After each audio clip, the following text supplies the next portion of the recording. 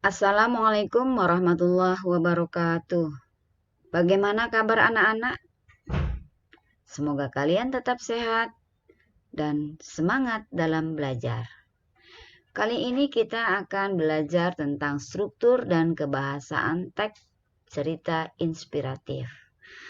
Materi tersebut dipelajari di kelas 9 semester genap. Kompetensi dasar 3.12 menelaah struktur kebahasaan dan isi teks cerita inspiratif. 4.12 mengungkapkan rasa simpati, empati, kepedulian, dan perasaan pribadi dalam bentuk cerita inspiratif dengan memerhatikan struktur cerita dan aspek kebahasaan. Kita mulai dari struktur teks cerita inspiratif. Apa saja strukturnya? Pertama yaitu orientasi. Orientasi berisi pengantar cerita, berupa pengenalan tokoh, latar, dan peristiwa.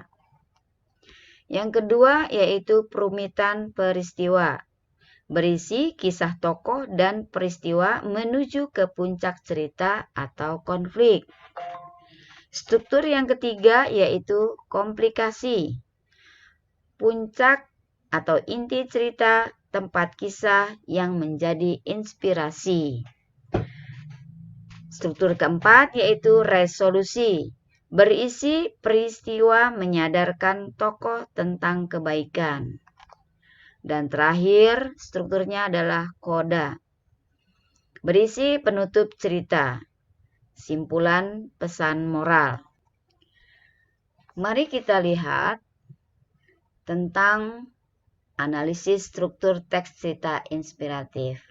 Pada video lalu, Ibu telah menampilkan contoh teks cerita inspiratif. Dari contoh tersebut, mari kita telaah. Paragraf pertama, pada masa dahulu ada seorang anak laki-laki. Dia cerdas, berbakat, dan tampan. Sayangnya, dia sangat egoistis dan mudah marah. Tidak ada yang mau menjadi temannya.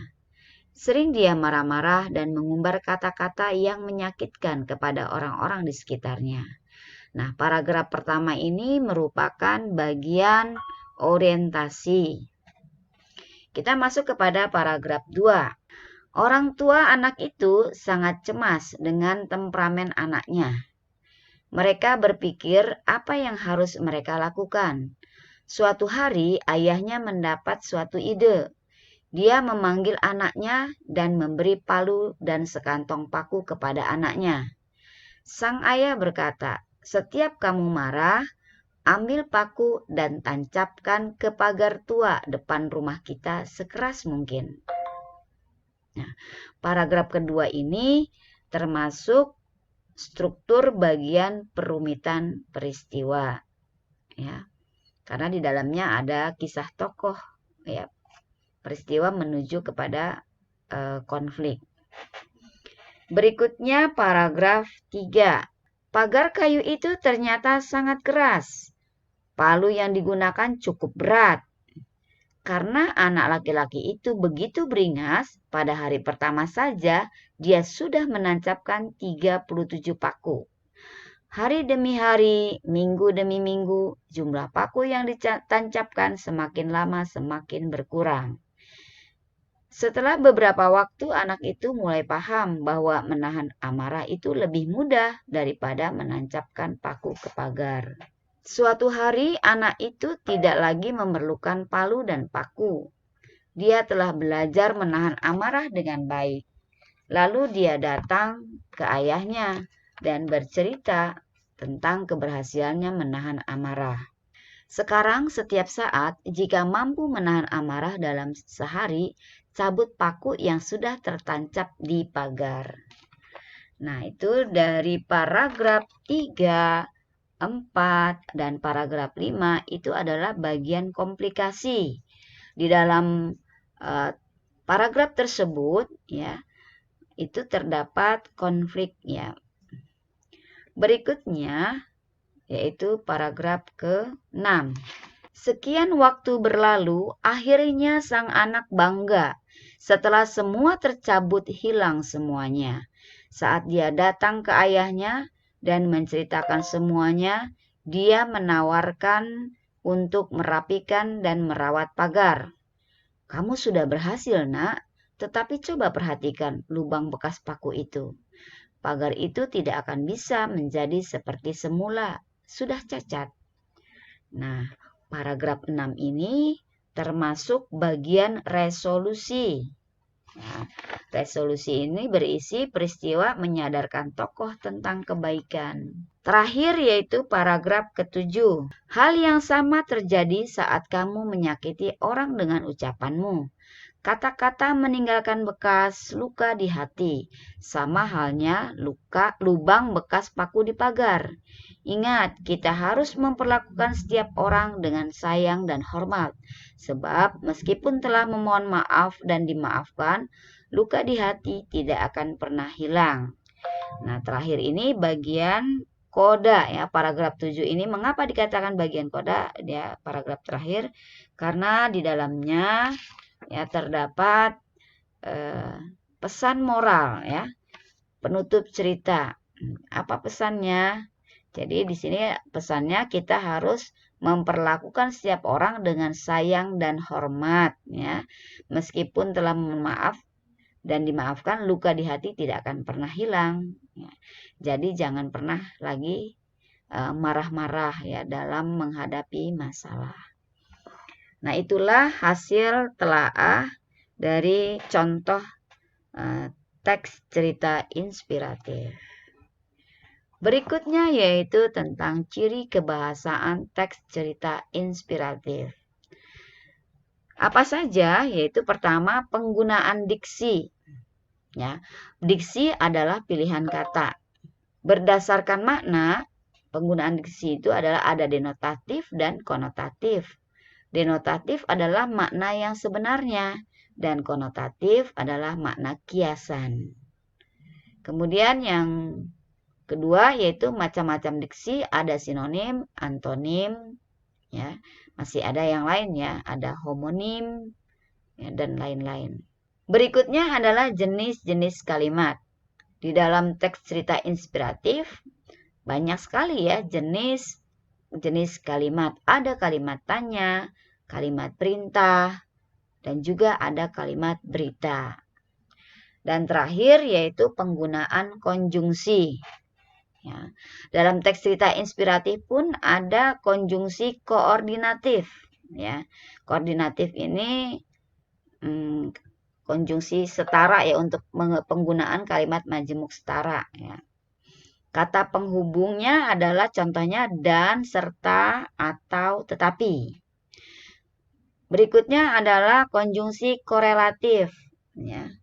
Yaitu baik maupun, kemudian bukan melainkan, tidak tetapi.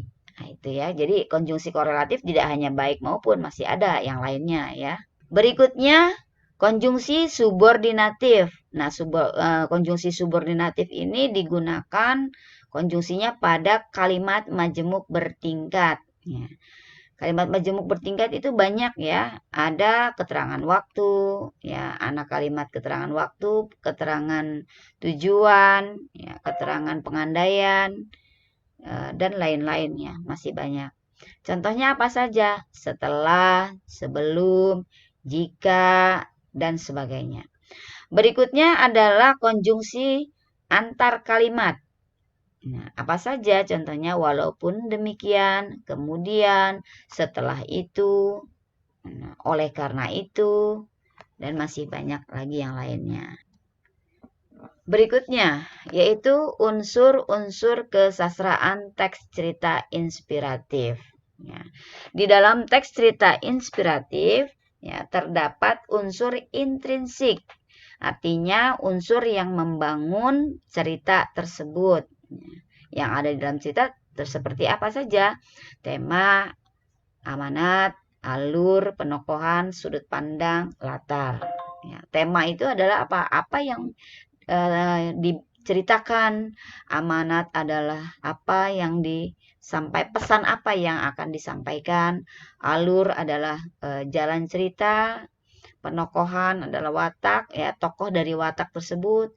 Sudut pandang, ya, sudut pandang ini ada dua, ya, ada sudut pandang orang pertama dan sudut pandang orang ketiga. Ya, sudut pandang itu kedudukan pengarang di dalam cerita. Kemudian ada latar. Latar juga ada beberapa macam. Ada latar waktu, latar tempat, dan latar suasana. Berikutnya adalah unsur ekstrinsik. Nah, unsur ekstrinsik ini unsur yang terdapat di luar cerita. Ya, apa saja? Kondisi sosial budaya masyarakat sekitar. Ya, di sini ada nilai-nilai, ya, nilai-nilai dalam cerita tersebut. Ada nilai moral, nilai budaya, adat istiadat, nilai pendidikan, agama, sosial, dan lain-lain. Berikutnya, ya, kita lanjutkan tentang penyusunan cerita inspiratif. Ya, pertama menyusun cerita inspiratif dan kedua penyajian cerita inspiratif. Mari kita simak baik-baik bagaimana cara menyusun cerita inspiratif. Pertama, mengamati lingkungan sekitar. Kedua, menentukan tema teks cerita inspiratif yang ingin dibuat. Ketiga, membuat narasi mengacu struktur teks cerita inspiratif. Keempat, membuat cerita yang dapat menginspiratif. Dan kelima, mengembangkan cerita inspiratif.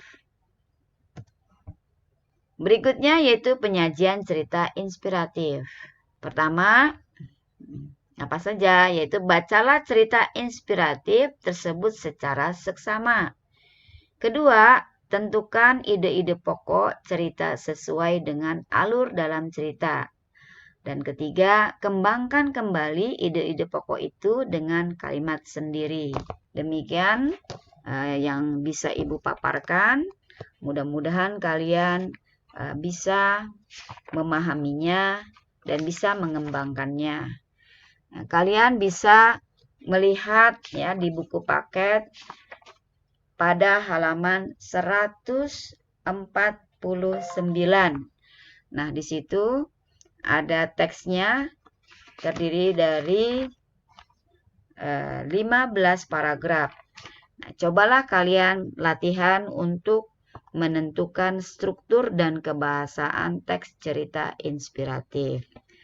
Setelah kamu mampu menentukan struktur dan kebahasaannya, mulailah kamu berlatih dalam menyusun teks cerita inspiratif tersebut.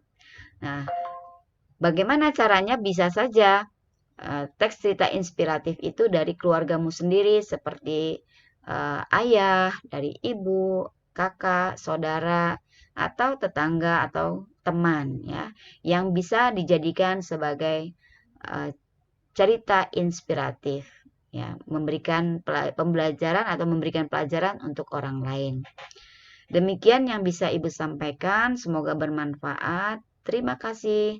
Assalamualaikum warahmatullahi wabarakatuh.